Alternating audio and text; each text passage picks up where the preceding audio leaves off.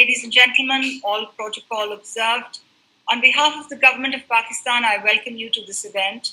And I want to begin by paying rich tribute to Sabina and Ofi, not only for their thought leadership in introducing a new metric for measuring poverty, but also for their efforts to institutionalize its adoption. As you all know, COVID-19 is threatening to wipe out the development gains of the last century. And in doing so, it is also reversing 3 decades of gains in poverty eradication. The MTG on poverty eradication, as you all know, was achieved 5 years ahead of schedule, but now with the corresponding SDG, we are sadly moving backwards and fast. It is, in fact, the first SDG which refers to poverty alleviation, and it refers to ending poverty in all its forms and dimensions, and not just income poverty.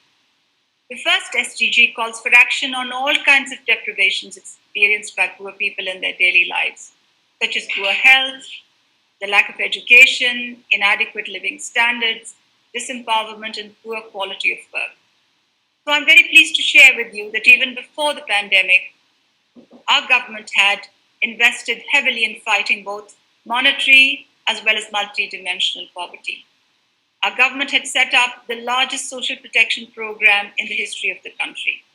The approach we have adopted targets different disadvantaged individuals through a coordinated set of more than 140 interventions, all of which are linked by theory of change.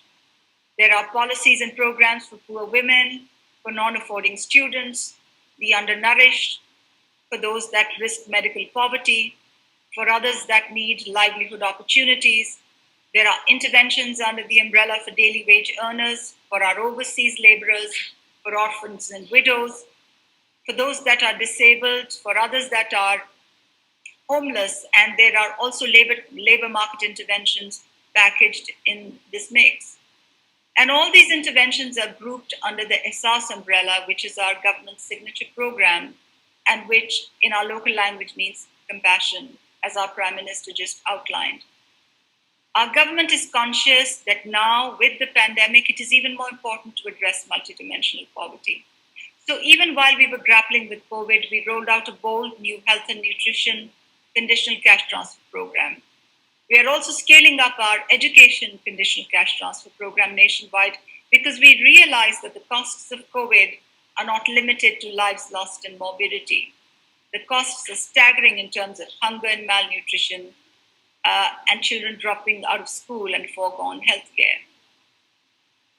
Excellencies, ladies and gentlemen, in my own country, Pakistan, within 10 days of the lockdown, our government committed over $1 billion to deliver emergency cash to over 15 million families.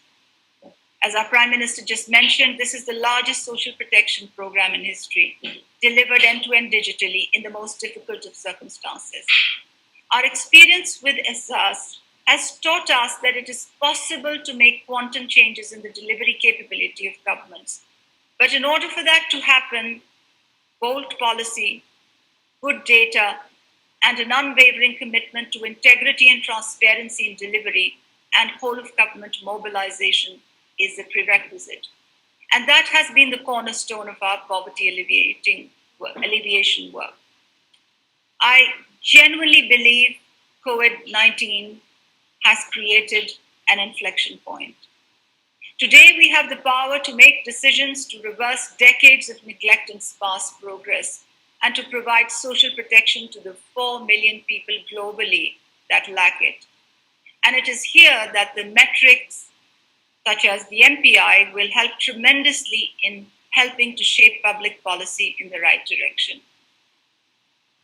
History shows us that disasters and their tragic consequences have a tendency to catalyze broad-based social change.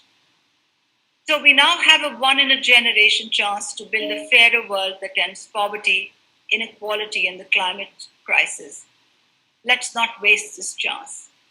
I thank you, ladies and gentlemen. Thank you so much, Dr. Nishtar. She, like many of you, both speaking and viewing this event, was faced with a crushing challenge: how to design, develop, fund, roll out, monitor, and sustain emergency support to millions in short order. Her address outlined a strategy at once compassionate and competent, ambitious yet efficient. But what really strikes me was the attitude and the need to follow up on the impact of the policy on the ground with curiosity and honesty, to see what wasn't working, adjust and improve. And these qualities are really crucial to making this the inflection point she described.